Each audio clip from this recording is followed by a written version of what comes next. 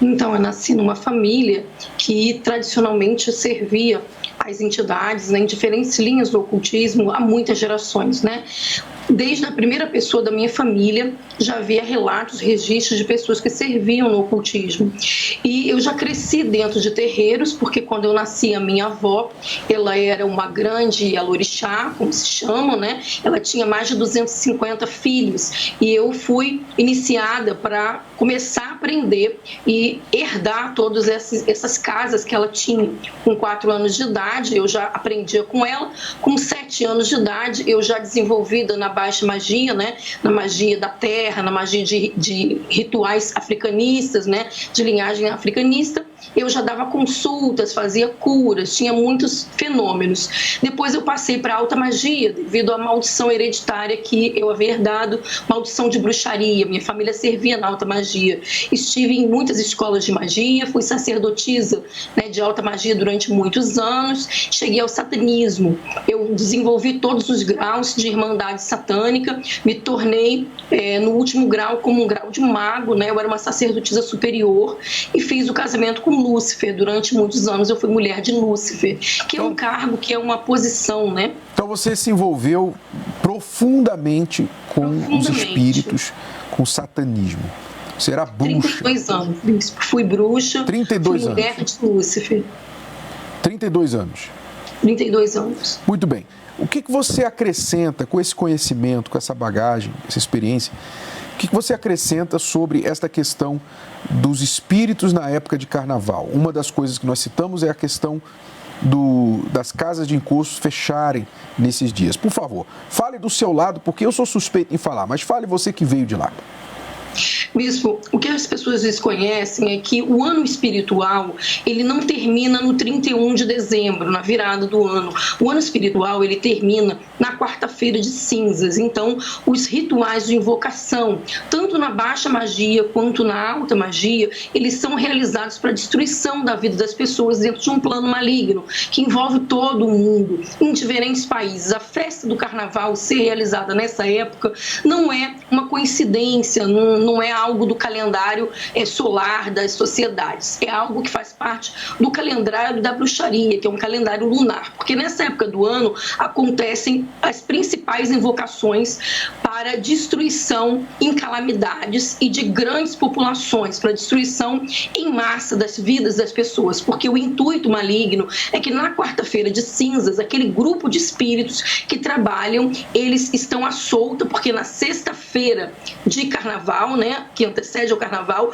todas as casas de espíritos, né, de invocação da baixa magia, que são os recolhedores, elas fecham as portas e os espíritos ficam à solta, justamente para usar a energia deles para irradiar a mente das pessoas, tornando os pensamentos, as ações, as atitudes delas numa grande egrégora maligna, onde a frequência dessa energia atrai mais espíritos e se torna num ciclo vicioso. Quer dizer que sexta-feira agora, esta sexta-feira que precede o carnaval, vai ser a sexta-feira em que as casas de encostos fecham e os espíritos chamados povo de rua vão para as ruas para se aproveitar das energias das pessoas, quer dizer, usar os corpos das pessoas para realizarem seus intuitos.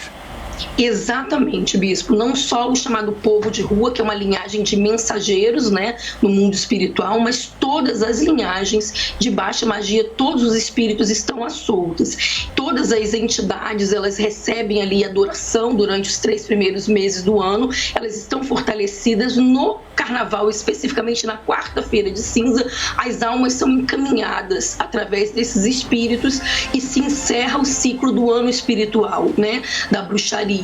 Então entra o período da quaresma, onde os terreiros, as casas de invocação permanecem fechados e esses espíritos continuam nas ruas recolhendo essas almas que foram perdidas, que foram realizadas em pecados, em coisas que fizeram com que elas fossem perdidas para o inferno. Então, estão levando essas almas. Simone, por exemplo, nós não estamos aqui de forma alguma desejando mal a ninguém. Mas é o inevitável. Vamos falar do inevitável. O inevitável é que, nesses dias que estão por vir aí, e nós estamos falando aqui do escalonamento do mal ano após ano, como as pessoas vão se tornando mais ousadas, vão se tornando mais inescrupulosas, enfim. A gente pode afirmar que pode-se esperar tragédias, pode-se esperar coisas horríveis e piores do que anos anteriores nesses próximos dias aí que antecedem e que vão chegar também os dias de carnaval. Podemos sim, bispo, porque justamente esse é o intuito maligno, né? Que hajam tragédias, que haja violência, crimes, sequestros, estupros, violência sexual, que haja morte nas estradas, muitos acidentes, muitas catástrofes também naturais acontecem nesse período do ano, e não é à toa, bispo, porque são as invocações de alta magia para determinadas linhagens de espírito, e sobre o território brasileiro existe um principado maligno, que é um principado de águas, que trabalha principalmente nesse mês entre fevereiro e março para desastres com chuvas, enchentes, alagamentos, coisas que matam pessoas em grande quantidade. Uma coisa que chama atenção também do carnaval é a questão das letras dos sambas.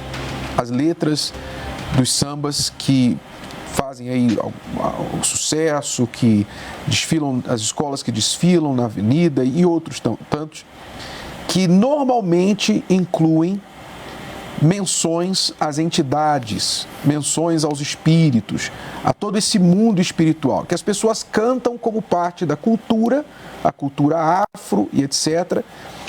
E eu queria que você falasse do ponto de vista espiritual. O que é isso? O que são...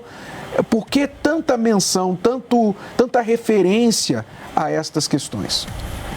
Então, bispo, o ponto cantado nas linhagens de baixa magia, né, onde a música, o ponto cantado pelas pessoas, ele tem uma frequência vibracional. O som, ele gera energia, o som é energia. E a entidade, o espírito, ele precisa dessa energia para se alimentar, para poder materializar no mundo físico aquilo que ele quer fazer com as pessoas, para ele poder irradiar na mente das pessoas.